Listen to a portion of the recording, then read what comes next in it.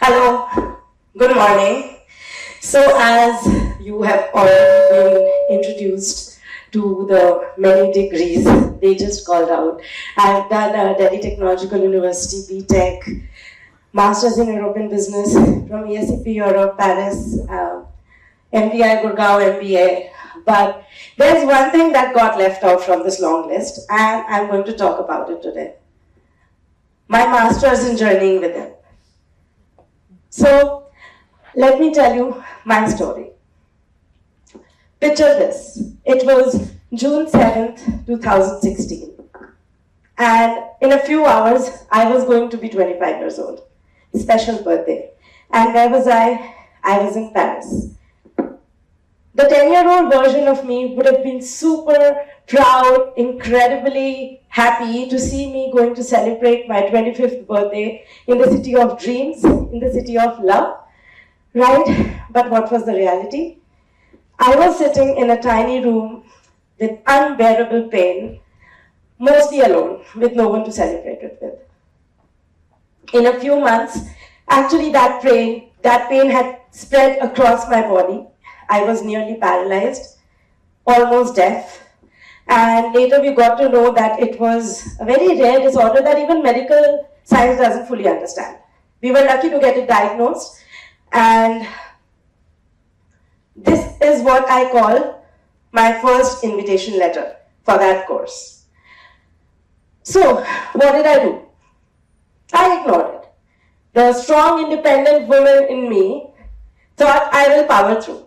I fought back, I built myself, I hit the gym, medicines, exercise, good food. I even took care of people around me. In fact, within 2 weeks of starting my medication, which was very heavy, steroids, chemotherapy, drugs, etc., I had in fact appeared for an interview against my doctor's advice and got the job with Deloitte Consulting. And from 2016 to 2019, life was back on track. I felt everything is going to be okay. Fast forward to my 30th birthday. Now, this is, of course, special for everyone. Right, where was I? This time, thankfully, I was at home. I was with family, I was with loved ones, so I was not alone. But I was hooked to oxygen. With a hole dangerously close to my heart in my lung. I was suffering from long COVID. And very recently, like a couple of days ago, I was discharged from a long stay of isolated stay at the hospital. This is what I call my second invitation letter. Life was trying to enroll me into the course, and I was happily doing what? Ignoring the letters. So, again, the strong independent voice within me said, I will power through, I'll fight back, and I did. Again, against the expectations, I survived, I fought back, and again, not just that, I married. Within 2 months of relearning how to walk, within 2 months of getting off oxygen, I married. I thought, I've just found the right guy, I think it will be fun, I should do it. So we did a court marriage, but what I did not realize was that this time, the survival battle, I had exhausted even the last drop of strength, last drop of resilience. I had exhausted all of it. I was empty. And what happened next was that within few months, my nervous system crashed. That voice that used to make me power through, that strong independent voice that guided me, do this, do that, you are strong, you've got this. That voice was finally silent. Now I had no guiding light. The only thing I had remaining with me was that faint inner voice that we call intuition, our gut feeling. That was the only thing that I had left. And this third invitation letter, it said, Chhavi, you better accept it, or the next one will be even worse. So, with no one else to guide me, I started listening and finally enrolled in my Masters of Journeying with Him, unknowingly. This is in hindsight. So, like any other course, I started with cutting back all my ties. So, the job I had gotten with Deloitte, I started with quitting it. Everyone thought I was crazy. Why? Because I had already shifted to an internal role, so work was easier. I had been promoted to manager just a couple of months ago. The pay was same, rather got a promotion. And to top that, I had gotten to know that it was a fully remote job from now. And it was pandemic era and everyone was going through a crisis. And I am leaving such a cushy, comfortable dream role. No one could understand why. But the voice within that was guiding me now said, Chhavi, you need to cut off all the ties. No sabbatical, no leave without pay, nothing, no excuses. You have to move on. That's what I did. I sent out an email to 3,000 odd people announcing that I am retiring at 30. No, I'm not moving for higher studies. No, I'm not going for another role. These were the kind of emails we used to get when we were working. That I'm happy to move to a new role, etc. I said, I'm retiring at 30. I don't have any plan ahead for me. Wish me luck. And that's when I entered my nomadic phase. What struck me during this time was also that when earlier I was quitting Goldman Sachs a few years ago for my MBA, not many questions cropped up. No one asked me why. I had even taken a career break, education loan. This structured learning in society doesn't really ask questions. But this unstructured learning, venturing into the world of unknown, this raises a lot of questions. People are somehow scared to invest in their own learning in an unstructured way, to explore what we don't know. I'm glad I could take that leap and started with my nomadic phase. What did I do? I started traveling. I traveled like I had never traveled before. I stayed in monasteries, tents, villages, at people's house. I did a lot of things. I took random workshops, mud making, water-based healing, sound healing, whatever was happening, I was doing it. Music, dance, I started singing, I did some open mics, I even sold some paintings, I put up my own pop-up store, I visited different communities thanks to my partner, I got connected with them. I stayed in a monastery, I traveled in trains, buses, public transport. I have not done that all before. And slowly started to notice parts of me were healing. Slowly I was getting back on my feet. That voice that had gone silent slowly started to return. All the anxiety attacks, panic attacks, depression, everything started to get regulated. 3 things happened with this phase. So the first was my definition of happiness started to change. Earlier, if anyone used to ask me, Chhavi, are you happy with your life? I would happily say that of course I am. I can take last moment flights, I can travel to wherever I want to, I can wear good clothes, visit good cafes. Life was good. And I thought I was happy. But now, I started seeing happiness in slow mornings, deeper conversations. I started enjoying shared meals, community meals, community living. And it was great. The freedom to just be close to nature, be close to yourself, not having this pressure to perform, to be someone else or not. This made me taste a new kind of happiness, which I never knew before. Second, the strong, independent identity that I had clinged on for so long started transforming into an authentic and an interdependent one. I started being vulnerable. I started asking for help. I started sharing deeply, having longer conversations. And that made me stop being a pressure cooker that I always was. For example, I remember I never used to share my problems with my friends, but was always there to solve theirs. But they had no clue what was going on in my life. Even for the first disorder, They didn't know I was struggling so much. I did not tell them. And from that to the point where I had started sharing even the slightest of problems, my daily ups and downs, meaningfully, I had come a long way. But there was this third thing I started noticing. There was still this restlessness within me. Who am I?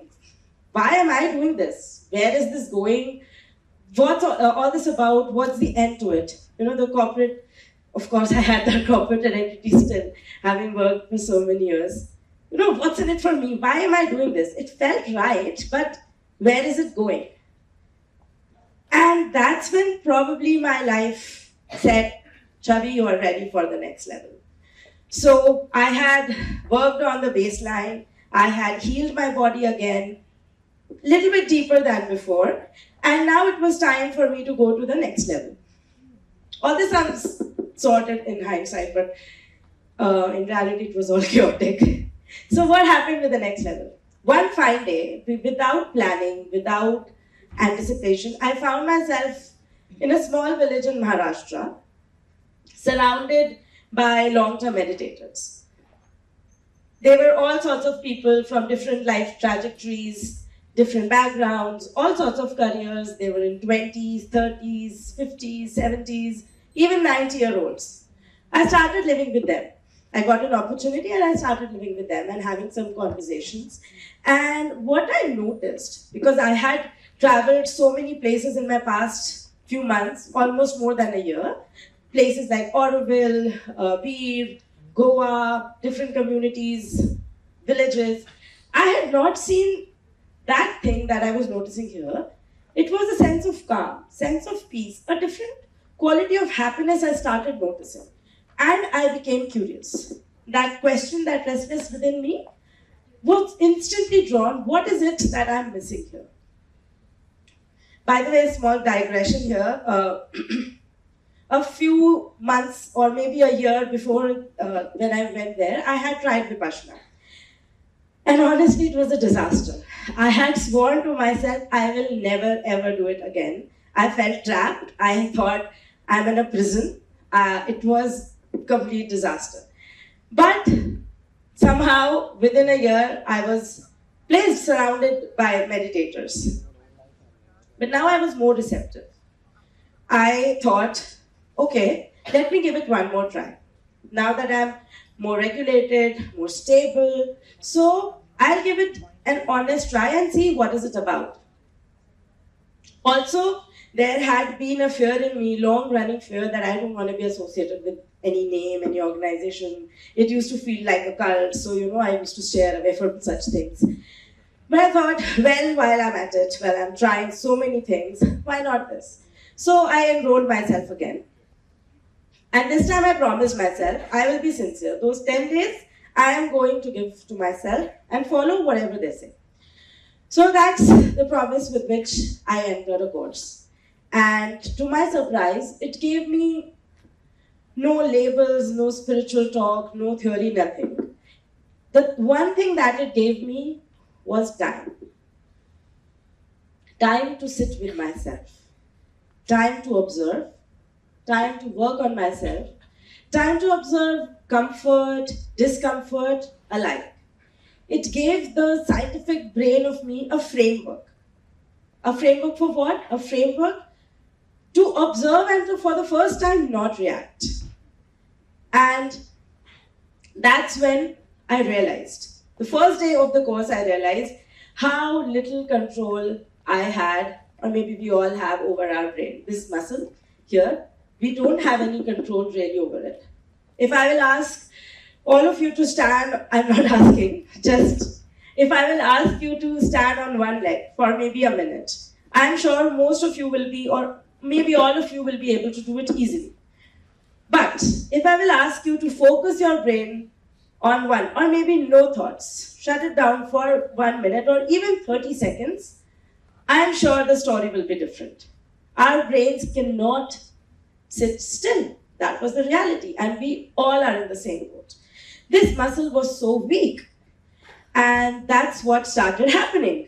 In the course, I had no other distractions nothing else to work on. It was working on this muscle day in and day out. And like any other muscle, when trained properly, consistently, we start seeing results. So when this muscle started to getting trained day in, day out for 10 days, 10 plus hours each day, it was not easy. I started seeing some results. And the results were not drastic. Very subtle. Like, you don't get six packs overnight or those biceps. You start seeing toning, you start feeling lighter, good in your body. And that's what was happening. My muscle was bringing me clarity. It was starting to make decision making clear, day-to-day decision, what to wear, what not to wear, where to go, should I say yes, should I say no, if someone is ghosting me, or I got just now, rejected for an opportunity I was looking for. Such things, I was handling them better somehow. By the way, till now I've done multiple courses, so it was a long journey. And remember the mental crash I had talked about, the nervous breakdown. From there to now, I noticed that I had reclaimed that choice, that lost choice that was within. And within the past few years, I have been applying these three principles that I'm going to talk about. These are my key takeaways from what I have learned so far. Mindfulness. We keep hearing about it. It's the buzzword. But what does it really mean for me? Of course, being present in the current moment, I realized that either my brain was in the future or in the past, most of the time.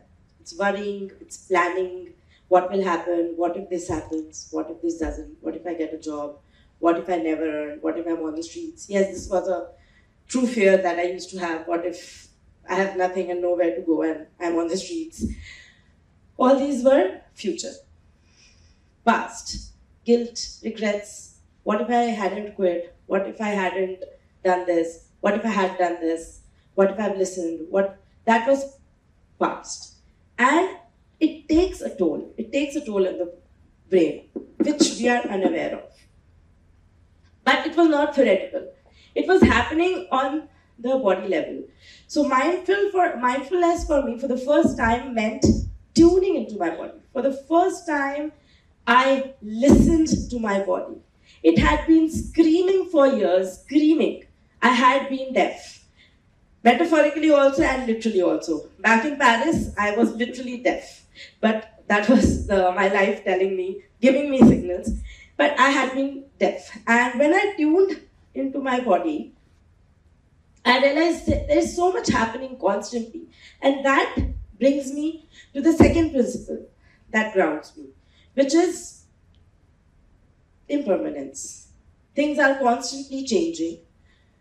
I remember in my 9th grade, my English teacher had used for me, the quote first time, change is the only constant. It had stayed with me, but this time it had gotten a new meaning. When I started observing, nothing big again, very simple things. You say something to me and I'm feeling this anger within. And instead of instantly retorting, I started seeing that it's there and it will go away. So between the stimulus, we are constantly receiving stimulus of all sorts. Visual, auditory, olfactory, all those. And between the stimulus and our response, our reaction, lies an opportunity. An opportunity to pause. An opportunity to choose what we want to do. And harnessing this opportunity, the power of this opportunity is where our true power, true agency lies.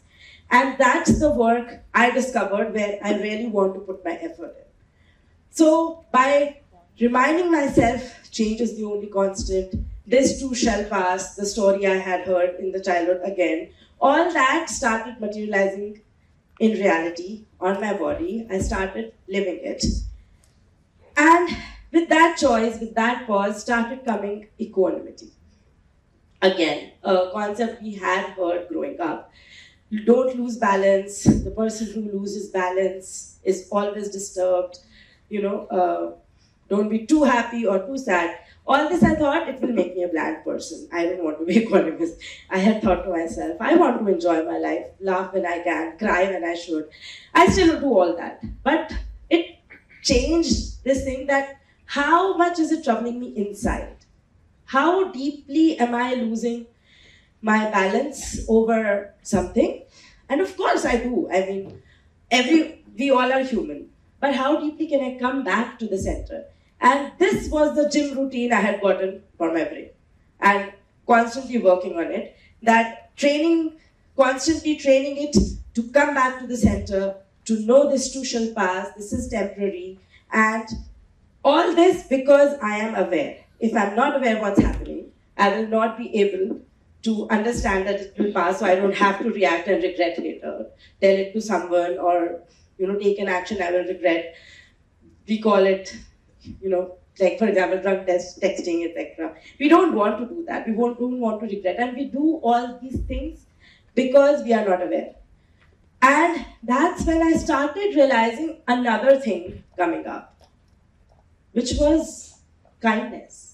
This was a side effect. It was a byproduct of the practice. I noticed I was kinder to people. I started noticing people I had ignored earlier, not consciously, but we were taught in our society to just somehow focus on ourselves, we be in our bubbles.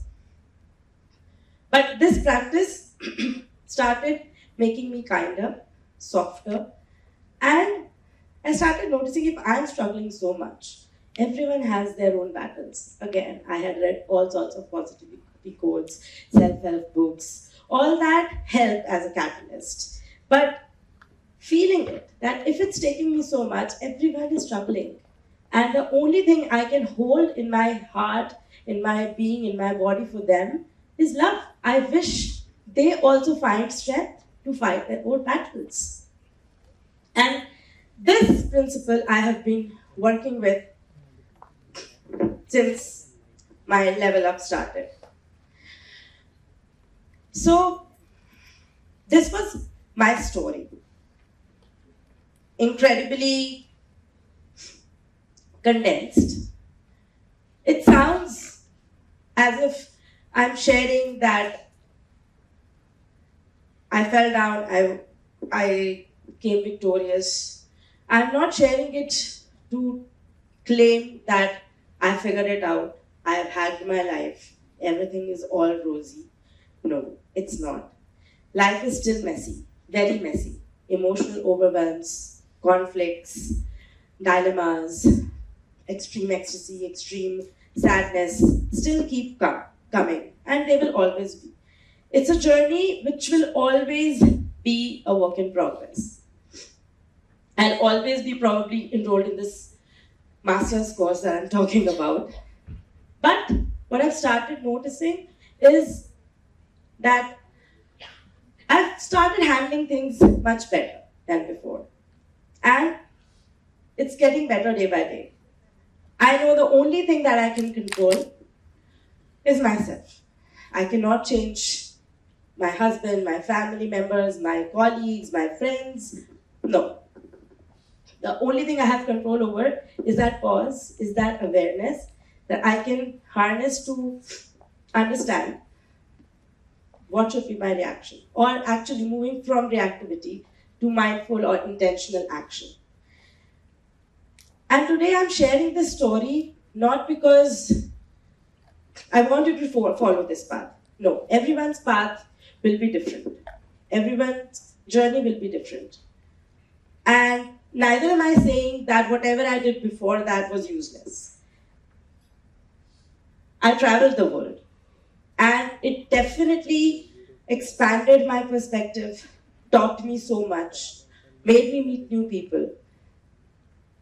I traveled within the country to places I hadn't even heard the names of, stayed with different kind of communities, different people, learned different cultures. But hands down, the most important journey I took was the journey within. I was fascinated to see how little I had known about myself. And when I took that journey, I realized how important it is for us to work on ourselves, to take that leap into that unknown. It might not look like leaving everything behind and go to the Himalayas or nothing. It can look very different for you. But what matters is you have to prioritize that. And that's what I realized. And the one thing I want to leave you today with is somewhere in your life, you know, you might also be getting some invitation letters. It might not look like an illness or a collapse, as in my case, but it might be very subtle, a discomfort, sense of restlessness, that inner voice telling you don't do it, or you have to do this, you have to try it, even if it's scary.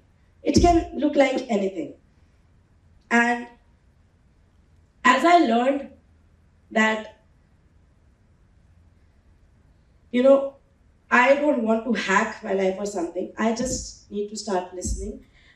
I hope you listen sooner than I did, that you don't have to wait for so many invitation letters that overwhelm you. I hope you start listening sooner than I did, and I tried my best to share my story in the most authentic and honest manner I could, so that I can tell you that it will be a work in progress, it will be worth it, and it sounds almost poetic that within a few months I'm going to be 35, and this time wherever I am, in whatever state I'll be, I'm very sure I'll be able to handle it. Thank you, and all the best.